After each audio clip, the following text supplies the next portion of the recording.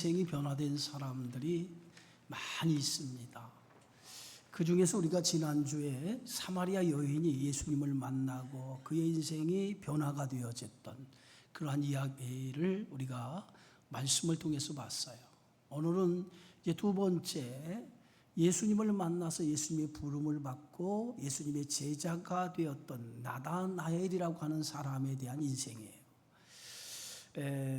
하나님이 일하시는 방법 가운데 하나가 언제나 하나님은 사람을 통해서 일하신다는 거예요. 그런데 하나님이 사람을 통해서 일하시는데 그 사람을 들었을 때에 우리의 기준과 다르게 하나님은 사람을 들어서 사용하신다는 거예요. 사람은요, 사람을 쓸 때에 가장 먼저 보는 것이 얼마나 실력이 있느냐, 얼마나 능력이 있느냐, 이렇게 사람의 실력과 능력을 보고 그 실력과 능력에 따라서 사람을 사용을 해요.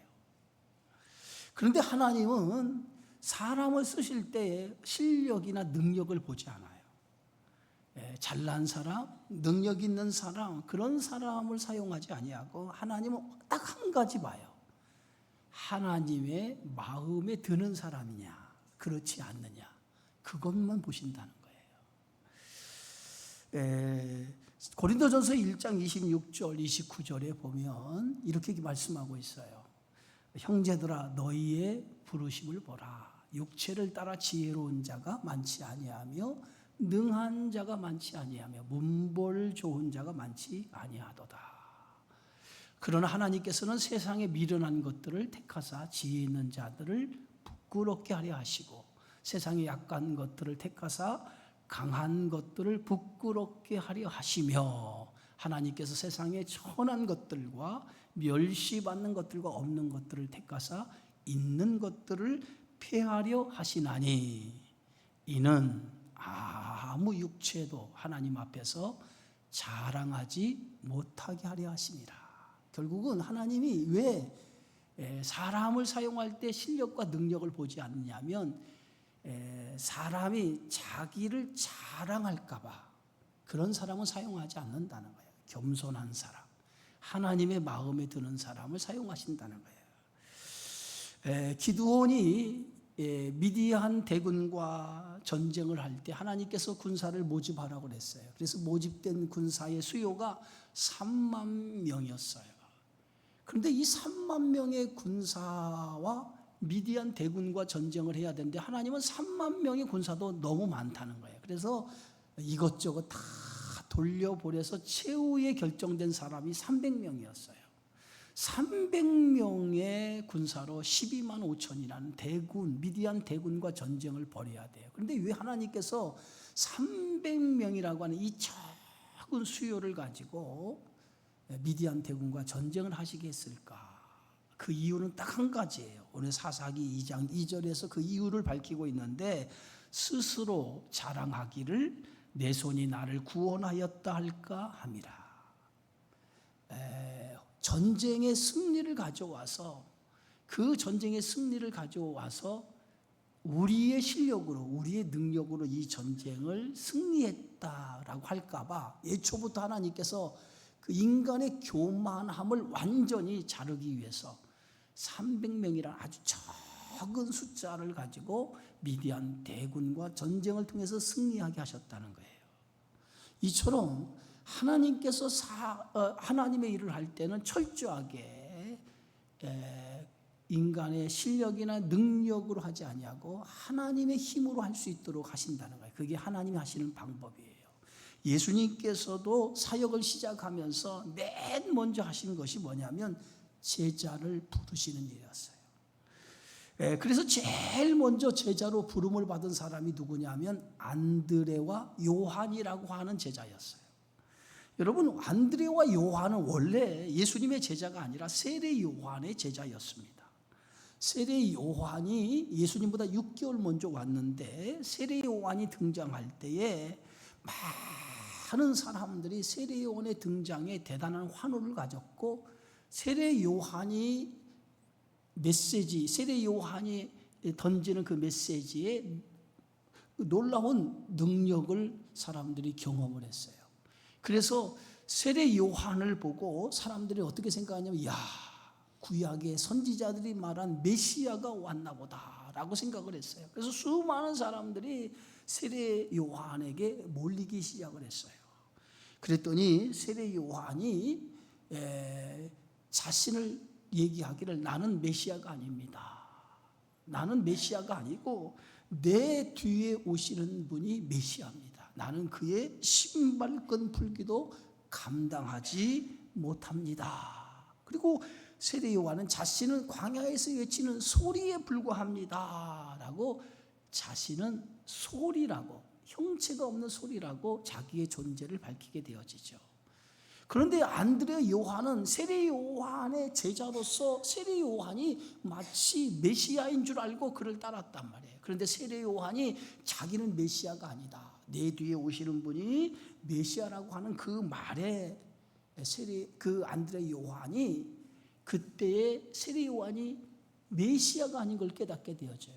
그리고 세례 요한이 그 예수님을 가리켜서, 보라, 하나님의 어린 양이로다, 저분이 메시아라고 하는 그 말에 안드레 요한이 세례 요한의 제자에서 예수님의 제자로 옮겨지게 되어져요. 그래서 예수님을 만나고 그들이 예수님을 따라 제자가 되는 것을 보게 되어지죠. 이제 안드레와 요한이 예수님의 제자가 되고, 이 안드레가 예수님을 따르면서 제일 먼저 자기 형제인 시몬을 찾아갑니다. 그래서 시몬을 찾아가서 시몬에게 내가 예수 메시아를 만났다라고 얘기를 해요. 그리고 시몬을 데리고 예수님께로 찾아갑니다.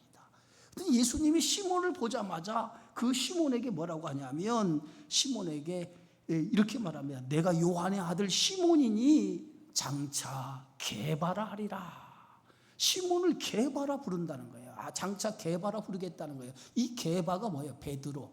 이 게바라는 말의 뜻은 반석이라고 하는 뜻인데, 이 베드로라고 하는 이름의 뜻이 반석이라는 뜻이에요. 그래서 장차 내 이름을 반석 베드로라 부르겠다. 이렇게 해서 그 안드레를 통해서 이제 베드로가 예수님을 만나게 되고 예수님의 제자가 돼요. 이튿날이 되었어요. 예수님께서 다시 갈릴리 바닷가로 나갑니다. 바닷가에 나가보니까 거기에 빌립이라고 하는 사람이 있어요. 그래서 예수님께서 그 빌립을 만나자마자 예수님께서 그 빌립에게 전도를 하죠. 오늘 성경의 말씀에 보니까 이 빌립에게 나를 따르라 하고 말씀을 하셔요. 그런데 이 빌립이 누구냐? 이 빌립이 이 안드레와 베드로와 한 동네 이 벳세다 사람이었어요. 그래서 예수님이 빌립에게 나를 따르라 라고 말씀하니까 이 빌립이 예수님의 말씀을 받고 나서 예수님을 따르게 되어져요. 그래서 예수님의 제자가 됩니다. 이렇게 빌립이 예수님의 제자가 되고 나서 제일 먼저 빌립이 또 찾아간 사람이 누구냐 하면 나다나엘이라고 하는 자신의 친구를 찾아가죠. 예? 근데 나다나엘을 제일 먼저 빌립이 예수님을 만나고 찾아갔다라고 하는 것은 이 빌립이 나다나엘을 그만큼 자기 친구를 사랑했다는 거예요. 예? 예, 여러분, 가장 좋은 것이 있다면 누구하고 나누고 싶겠습니까? 예? 사랑하는 사람하고 나누고 싶은 마음이 있을 거 아니에요. 근데 빌립은 예수님을 만나고 그 예수님이 누구예요? 메시아 그리스도임을 알게 되어지고, 그리고 나서 자기 친구가 생각난 거예요. 그래서 이 나다나엘에게 예수님을 소개하겠다고 하는 생각을 가지고 제일 먼저 나다나엘을 찾아서 간 거예요. 예?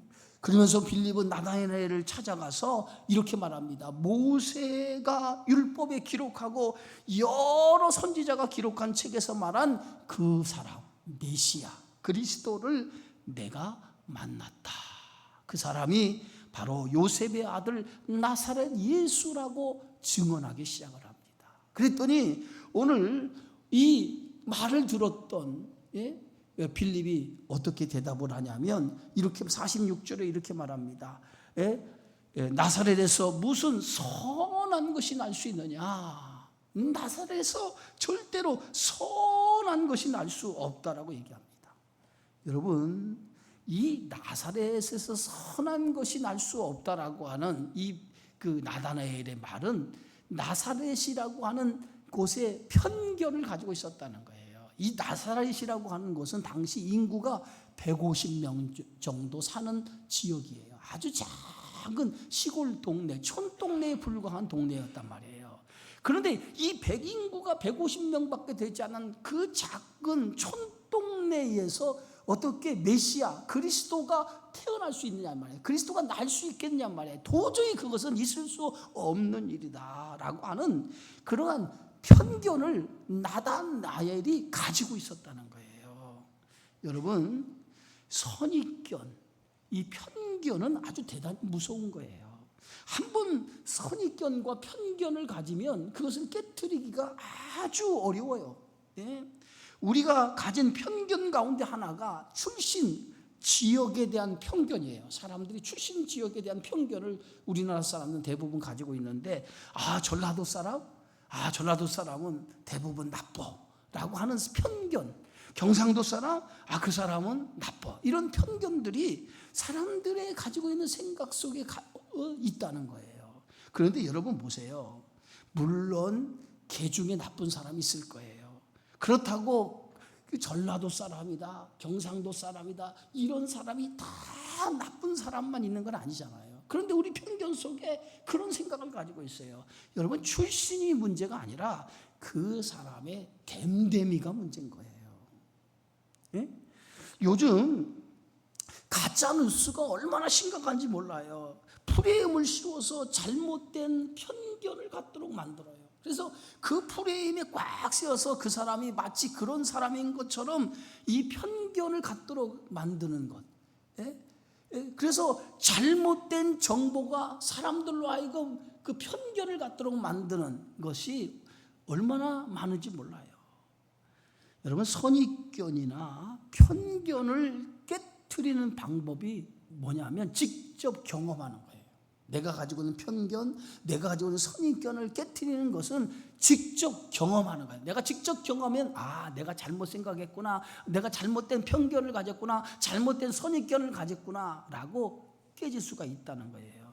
여러분, 교회에 대한 잘못된 편견도 대부분 세상 사람들이 많이 가지고 있어요. 왜 교회에 대한 잘못된 편견을 가지고 있느냐? 대부분 많은 그러한 잘못된 지식, 잘못된 전달을 통해서 사람들이 그 교회라고 하는 잘못된 편견이 그들 속에 있는 거예요. 그런데 그들이 잘못된 편견을 깰 수 있는 유일한 방법은 교회에 나오는 거예요. 교회에 나와서 교회를 다녀보면 내가 교회에 대한 얼마나 잘못된 편견을 가지고 있는가라고 하는 것을 교회를 다녀봐야 깨질 수 있는 거예요. 여러분, 나사렛에서 무슨 선한 것이 날 수 있겠느냐라고 하는 이 편견을 가지고 있던 나다나엘에게 오늘 빌립이 한 첫 번째 말이 뭡니까? 와서 보라. 와서 보라. 직접 네 눈으로 와서 내가 만난 예수 그리스도를 네가 네 눈으로 직접 만나보라 라고 그 나다나엘에게 얘기했어요. 네? 여러분, 우리가 어떤 편견을 가지고 있는 그 모든 것도 내가 직접 보고 경험하면 편견이 깨질 수 있음을 여러분 믿으시기 바랍니다. 왜냐하면 내가 알고 있는 것이 전부가 아니기 때문에. 그래서 예수님께서 뭐래요? 함부로 사람을 판단하지 말라는 거예요. 판단은 누가 할 수 있어요? 하나님만 하실 수 있는 거예요. 그러니까 우리가 어떤 사람을 경험해 보기 전에는, 어떤 일을 경험해 보기 전에는 어떤 편견이나 선입견을 가져서는 안 되는 거예요. 그래서 빌립은 오늘 그 나다나엘에게 와서 보라, 직접 와서 보고 네가 나사렛에서 선한 것이 날 수 있는지 네가 네 눈으로 직접 확인해 보라 라고 말을 합니다. 그리고 이제 나다나엘이 이 빌립의 전도를 받고 예수님 앞에 나아가죠. 오늘 성경 말씀에 보니까 47절에 이렇게 기록하고 있어요. 예수께서 나다나엘이 자기에게 오는 것을 보시고 그를 가리켜 이르시되 보라, 이는 참으로 이스라엘 사람이라 그 속에 간사한 것이 없도다. 이제 빌립의 전도를 받고 빌립이 이제 나다나엘을 데리고 예수님 앞으로 데리고 간 거예요. 예? 예, 그런데 예수님을 보자마자, 이 예수님이 나다나엘을 보자마자 오늘 나다나엘을 향해서 칭찬을 하는데 뭐라고 칭찬하면 참으로 이스라엘 사람이라 그 속에 간사함이 없다라고 그를 칭찬합니다. 여러분, 간사함이 없다라고 하는 말은 그 속에 속임수가 없는 정직한 사람이라고 하는 말이에요. 그러니까 이 나다나엘이라고 하는 사람은 그 속에 속임수가 없는 사람, 정직한 사람, 그게 나다나엘이었더라고요. 그래서 참으로 이스라엘 사람이라고 예수님은 그를 가리켜서 칭찬했던 것을 보게 되어지죠. 여러분, 야곱이라고 하는 이름의 뜻이 뭐죠? 사기꾼, 도둑놈이라고 하는 뜻이죠. 그런데 이 야곱이 나중에 그 이스라엘이라고 하는 이름으로 바꿔져요. 근데 이스라엘이라고 하는 이름으로 바꿔졌을 때에 그가 어떻게 바꿔졌냐? 그가 진정으로 하나님을 만나고 나서 그의 이름이 이스라엘로 변화가 되었던 것을 봅니다. 이 나다나엘이라고 하는 사람이, 그는 어떤 사람이냐? 정직한 사람, 속에 간사함이 없는 사람이었다는 거예요, 예수님이 보실 때에. 그런데 이 나다나엘이라고 하는 이 이름의 뜻이 뭐냐면 하나님의 선물이라고 하는 이름의 뜻이에요. 여러분, 나다나엘이 오늘 성경에는 나다나엘로 소개하고 있지만 원래 나다나엘은 예수님의 12제자 가운데 이제 부름을 받고 12제자 가운데 하나로 이제 그가 활동을 하게 되어지는데, 이 나다나엘이 12제자에서 불려질 때는 바돌로메라고 불려집니다. 바돌로메. 여러분, 바돌로메 아시죠? 예수님의 12제자의 이름이 뜩 등장할 때 바돌로메라고 하는 이름이 나오는데, 이 바돌로메가 누구냐? 이 바돌로메가 바로 나다나엘이에요. 근데 여기서 말하는 이 바돌로메라고 하는 바는 뭐냐면 그 영어로 말하면 son이에요. 아들이라는 말이에요. 돌로메는 뭐냐면 돌로메의 아들이라는 뜻이에요. 바돌로메, 돌로메의 아들이라고 하는 뜻이에요.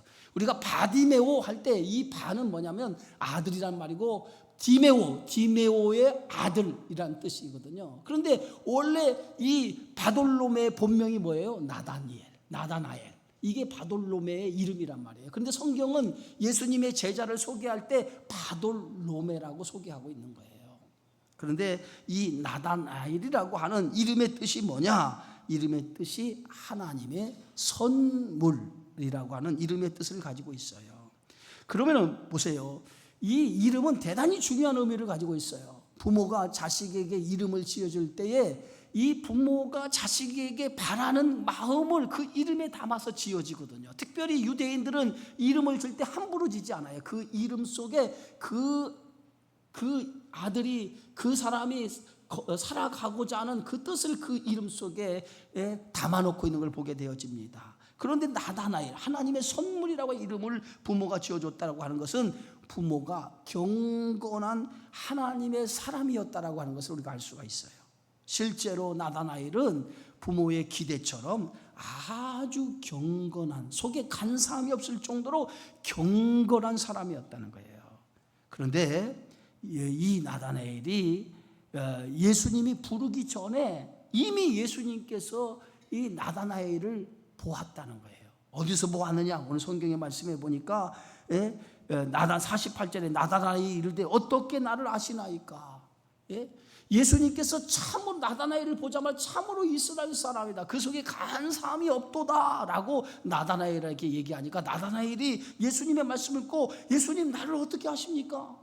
나는 예수님을 처음 봤는데 예수님은 나를 어떻게 아십니까? 라고 얘기를 하는 거예요. 그랬더니 예수님께서 뭐라고 대답하냐면, 빌립이 너를 부르기 전에, 빌립이 너를 데리고 오기 전에 내가 무화과 나무 아래에 있을 때에 너를 보았다는 거예요. 무화과 나무 아래에 있는 너를 보았다는 거예요. 그러니까 예수님이 여러 번, 지금 한 번 본 것이 아니라 이미 여러 번 이 나다나엘이라고 하는 사람을 예수님을 알고 있었고, 이 나다나엘을 예수님은 보았다는 거예요. 여러 번 보았다는 거예요.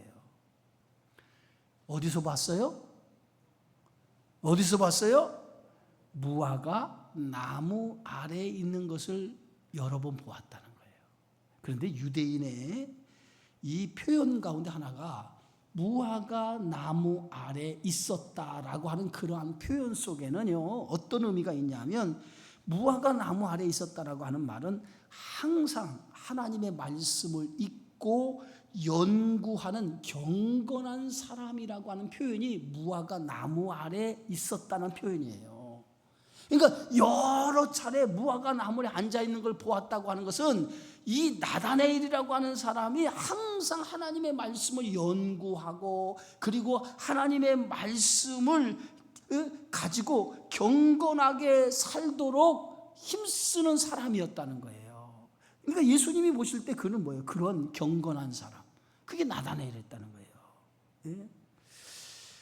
나다네일은 예수님이 자신을 알고 있는 것에 대해 놀라면서 이렇게 고백을 하죠. 49절이에요. 자, 우리 49절에 보면 나다나엘이 대답하되 랍비여, 당신은 하나님의 아들이시요 당신은 이스라엘의 임금이로소이다.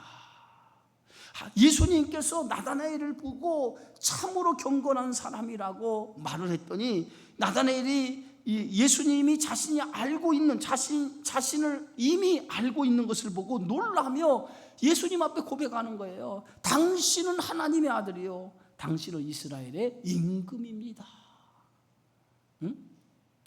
예수님을 보자마자, 예수님을 보기 전에는 이 나다나엘은 예수님에 대한 편견을 가지고 있었단 말이에요. 그 편견이 뭐예요? 나사렛에서 무슨 선한 것이 날 수 있겠느냐 라고 하는 편견을 가지고 있었어요.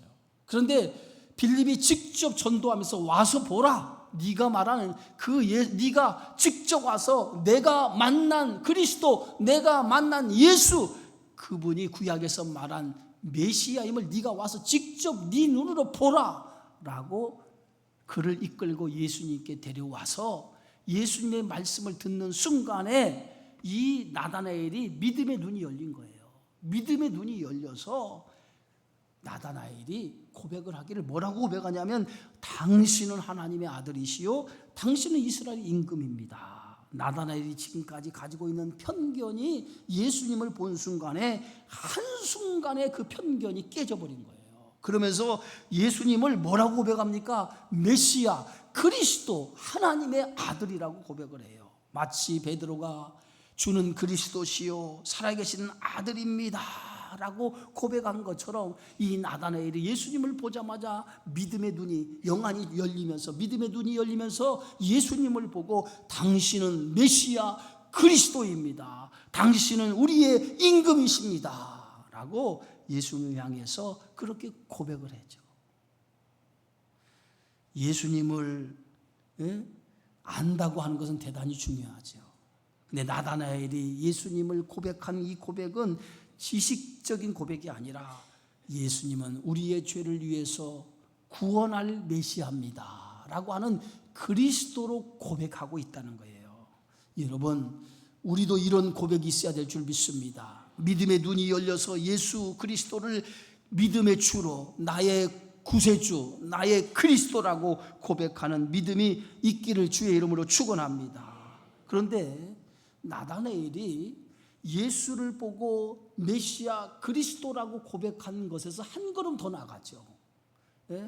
오늘 나다나엘은 한 걸음 더 나가서 예수를 고백하는데 뭐라고 고백하냐면 당신은 이스라엘의 뭐라고요? 임금이로다, 임금이로소이다 라고 고백하죠. 이 임금이라고 하는 말이 뭐예요? 당신은 나의 왕이십니다, 당신은 나의 왕이십니다 라고 고백해요. 여러분, 우리가 예수 그리스도를 메시아라고만 고백하지 아니하고 예수가 나의 왕이라고 하는 믿음의 고백이 여러분에게 있어야 될 줄 믿습니다. 예수는 나의 그리스도 구세주이지만 또 하나 예수는 나의 왕이라고 하는 고백, 이것이 여러분의 신앙의 고백이 되어져야 될 줄 믿습니다.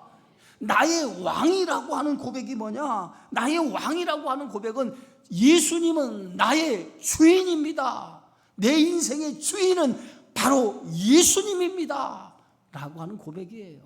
그러니까 예수가 그리스도 구세주라고 하는 고백과 그 한 걸음 더 나가서 주님은 나의 주인이십니다 라고 하는 그 고백이 오늘 나다나엘의 고백 속에 나타났다는 거예요. 예? 여러분, 예수님이 여러분의 인생의 주인이심을 믿으십니까? 그렇게 믿고 살아가십니까? 예? 우리의 인생의 주인이 내가 아니에요. 내 인생의 주인이 나라고 생각하면 착각입니다. 내 인생의 주인이 내가 아니라 내 인생의 주인이 누구예요? 예수님이에요. 예수님은 나의 왕이고 예수님은 나의 인생의 주인이에요. 나다나엘이 그것을 예수님을 보고 나서 깨달은 거예요. 예수님은 메시아 그리스도입니다. 예수님은 나의 임금입니다. 나의 주인입니다 라고 하는 것을 깨닫고 예수님 앞에 그렇게 고백을 한 거예요. 예수님이 나의 인생의 주인이 될 때에 그때부터는 내 인생을 누가 책임집니까? 예수님이 책임지는 거예요. 내 인생의 주인이 내가 될 때 내가 내 인생을 책임져야 돼. 그러나 내 인생의 주인이 예수님이 되는 순간부터 내 인생을 책임져 주시는 분이 누구냐면 예수님이 내 인생을 책임져 주신다는 거예요. 그런 믿음이 여러분 안에 있기를 주의 이름으로 축원합니다. 여러분, 예수님이 이제 나다나엘의 이 고백을 들으시고 뭐라고 대답하느냐면 오늘 50절이에요. 자, 우리 함께 읽어봅시다. 예수께서 대답하여 이르시되 내가 너를 무화과 나무 아래에서 보았다므로 믿느냐? 이보다 더 큰 일을 보리라. 내가 무화과 나무 아래에 있다고 하는 것을 네가 믿느냐? 본 것을 네가 믿느냐? 이보다 더 큰 일을 보리라.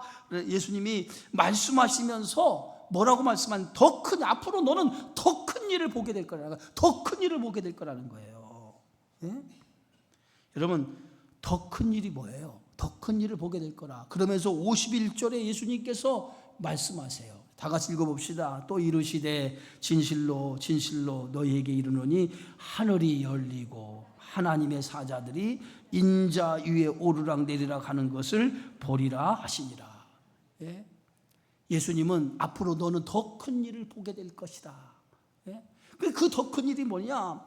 예? 하늘이 열리고 하나님의 사자들이 인자 위에 오르락 내리락 하는 것을 보게 될 거라는 거예요. 이게 뭐냐면 여러분, 이 말씀이 야곱이 고향집을 떠나서 예삼촌이 사는 하란 땅을 떠나면서 하룻밤을 베델에서 잤을 때에 그 베델에서 꿈을 꿨는데 그 꿈 속에서 사닥다리가 하늘에까지 놓여져 있는데 그 사닥다리를 누가 오르락내리락 했어요? 천사가 오르락내리락 하는 환상을 봤어요. 그리고 하늘 끝에서 음성이 들리시긴 한데 그 음성이 누구야? 하나님의 음성이 들리기 시작을 했는데 그 하나님의 음성이 어떤 음성이었냐면 이런 음성이었어요. 예? 나는 여호와니 너의 조부 아브라함의 하나님이요 이삭의 하나님이요 내가 누워있는 땅을 내가 너와 내 자손에게 주리니 너와 내 자손으로 말미암아 복을 받으리라 라고 하시면서 야곱에게 말씀하신 거예요. 그러면서 야곱 창세기 28장 15절에 야곱에게 세 가지를 약속하죠. 그 약속이 뭡니까? 내가 너와 함께 있어. 내가 어디로 가든지 너를 지키며 너를 이끌어 이 땅으로 돌아오게 할지라. 내가 내게 허락한 것을 다 이루기까지 너를 떠나지 아니하리라.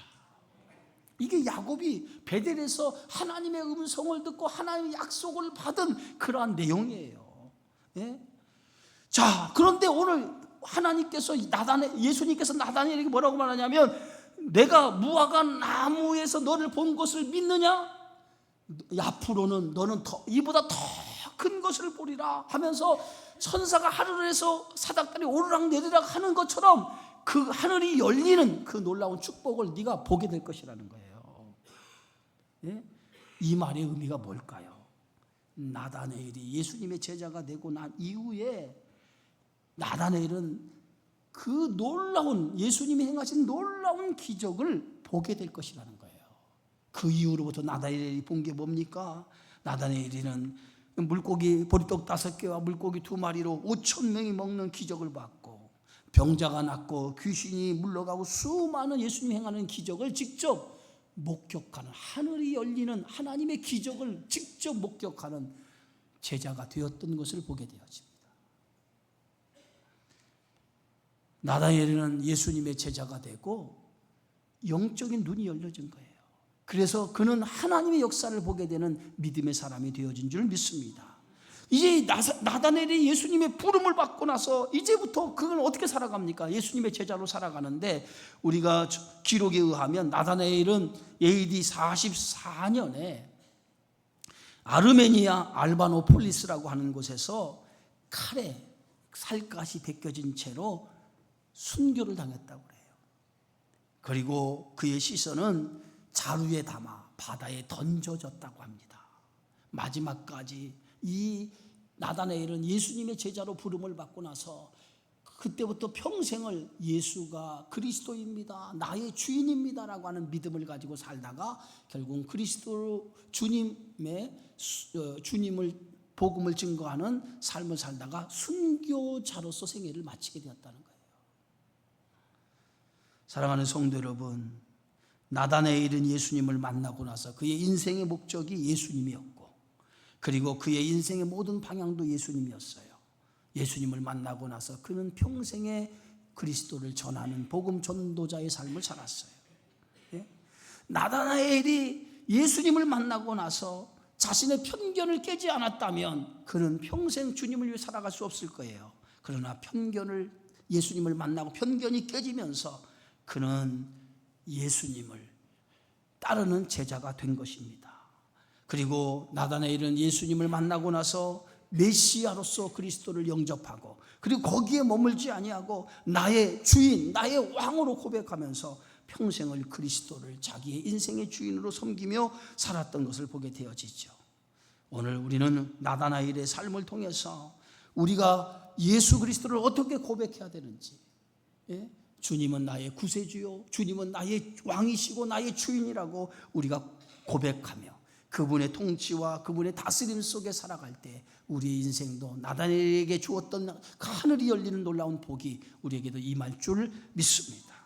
그러므로 오늘 이 말씀처럼 우리 예수님에 대한 편견이 있다면 그 편견을 깨시고 주님이 나의 주님입니다, 나의 구주입니다라고 하는 믿음으로 다시 온전하게 서서 주님의 제자로서, 부름을 받은 제자로서 하나님의 뜻을 이루며 살아가는 저와 여러분의 삶이 되어지기를 주님의 이름으로 축원합니다. 기도하겠습니다. 하나님 아버지, 고맙습니다. 나다나엘이 예수님을 만나 그의 인생이 주님을 위해서 평생을 살아가는 인생이 되었던 것처럼 우리도 우리의 있는 편견을 깨고 주님을 만나 주님을 위해서 살아가는 하나님의 거룩한 제자로서 우리의 삶을 살아가는 하나님의 종들이 되어지게 하여 주옵소서. 이 말씀을 가슴에 새기며 평생 우리가 복음을 전하는 자의 삶이 우리 속에 이루어질 수 있도록 주님 붙잡아 줄 줄 믿고 예수님의 이름으로 기도하옵나이다. 아멘.